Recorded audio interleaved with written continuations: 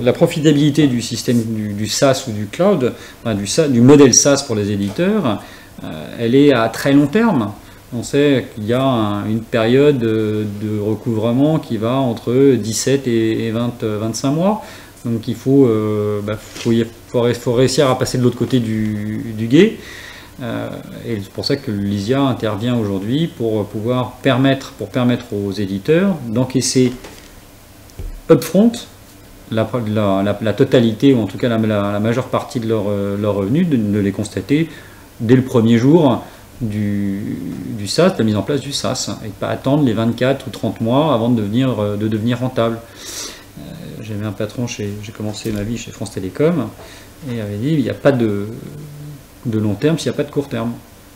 Et comment mettre en place une solution SaaS? Au départ, soit vous portez sur vos fonds propres. Alors quand vous avez votre solution en mode licence, ou pas licence d'ailleurs, peu importe, soit vous portez sur vos fonds propres ces premières activités. Alors vous pouvez lever des fonds, c'est une solution. À ce moment-là, ça vous coûte cher en capital. Ou vous pouvez dire, voilà, je fais un premier dossier, je fais 10% de mes dossiers en mode SaaS, donc je les porte sur mes fonds propres. Je ne modifie pas le P-plan de mes commerciaux, mais en gros, vous y serez dans 10 ans.